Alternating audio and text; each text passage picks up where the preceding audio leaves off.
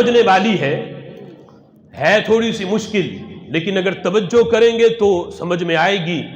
جو ابھی میں مجدد پاک رحمۃ اللہ علیہ کے حوالے سے سعد الدین تفتازانی کا بھی جواب دینے لگا ہوں، جو انہوں نے جواب دیا مکتوبات کے اندر، اسی مقام کو نقل کر کے حضرت مجدد پاک جواب کیا دیتے ہیں۔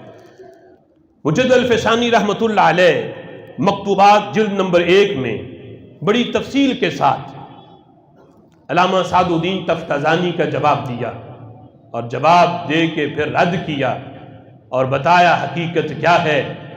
ان مسئلوں میں سکوت اختیار نہیں ہوتا، سکوت اختیار کرنا ہوتا تو سب سے پہلے صحابہ کرتے۔ جب صحابہ نے کہا ہے پہلا نمبر صدیق اکبر کا ہے، تو بعد والوں تمہیں تکلیف کیا ہے؟ تم سکوت اختیار کیوں کرتے ہو؟ مجدد پاک کا جواب کیا ہے؟ کہتے ہیں آنچے مولانا سعد الدین در شرع عقائد نصفی دریں افضلیت نہ انصاف دانستہ است۔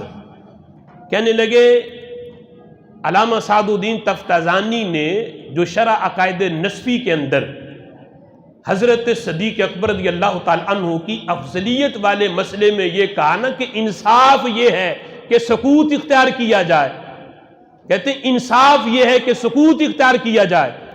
مجدد پاک کہتے ہیں از انصاف دور است، کہتے ہیں ان کی یہ بات انصاف نہیں، یہ انصاف سے کوسوں دور ہے۔ یہ انصاف نہیں کہ افضلیت صدیق اکبر کے مسئلے پہ سکوت اختیار کیا جائے۔ کہتے ہیں جس کو سعد الدین نے انصاف کہا وہ انصاف نہیں، از انصاف دور است، یہ انصاف سے کوسوں دور ہے، انصاف نہیں، یہ تو ظلم ہے کہ افضلیت صدیق اکبر کے موضوع پر یا اس مسئلے پہ اپنی زبان کو بند رکھنا اور کہنا کہ میں سکوت اختیار کرتا ہوں، میں کسی کو پہلا نمبر نہیں دیتا۔ تو کہتے ہیں کہ یہ انصاف سے کوسوں دور ہے، یہ انصاف نہیں۔ کیوں؟ مجدد پاک کہتے ہیں یہ جو سعد الدین تفتازانی نے دو شکے بنائیں کہ افضلیت کا مدار یا تو کثرت فضائل پہ ہے یا کثرت ثواب پہ ہے، مجدد پاک کہتے ہیں ما حصل است، یہ بھی فضول ہے شکے بنانا۔ کہتے ہیں یہ تو طے شدہ حقیقت ہے کہ افضلیت کا مدار نہ تو شرف نسب پہ ہے، نہ افضلیت کا مدار کثرت فضائل پہ ہے، بلکہ افضلیت کا مدار کثرت ثواب پر ہے، کثرت ثواب پر۔ کہ جب ام المؤمنین حضرت عائشہ صدیقہ بھی پوچھ رہی تھیں رات کے وقت جب تارے نکلے ہوئے تھے تو سوال کیا تھا محبوب بتاؤ نا یہ آسمان پہ جتنے تارے ہیں ان تاروں کی تعداد کے مطابق آپ کے کسی امتی کی اتنی نیکیاں ہیں؟ تو میرے محبوب نے بتایا تھا ہاں عائشہ جتنی آسمان کے ستاروں کی نیکیاں ہیں اتنی نیکیاں میرے عمر کی ہیں۔ نیکیوں کی کثرت حضرت عمر کی ہے، لیکن ثواب کی کثرت کس کی بیان کی؟ حضرت عائشہ صدیقہ جب تھوڑی سی پریشان ہوئی میرے محبوب سمجھ گئے کہ عائشہ تو سوچ کیا رہی ہے، فرمایا عائشہ پریشان نہ ہو، میرے عمر کی نیکیوں کی تعداد ستاروں کے مطابق ضرور ہے، لیکن تیرے ابا جان کی غار والی ایک نیکی عمر کی ساری نیکیوں پہ بھاری ہے۔ نیکیوں کی تعداد کا زیادہ ہونا یہ الگ بات ہے، اور ایک نیکی پہ ساری نیکیوں کے برابر ثواب کا مل جانا یہ شان صدیق اکبر کی ہے۔ فرمایا عمر کی ساری نیکیاں ایک طرف ہوں، تیرے ابا جان کی غار والی نیکی ایک طرف ہو، اس پہ جو انہیں ثواب ملا ہے عمر کی ساری نیکیوں پہ اتنا ثواب نہیں جتنا میرے رب نے ابو بکر کو ایک نیکی پہ عطا کیا ہے۔ افضلیت کا مدار کثرت ثواب پر ہے، کہتے یہ تو طے شدہ حقیقت ہے، اس کی شکے بنانا یہ بھی تو فضول ہے۔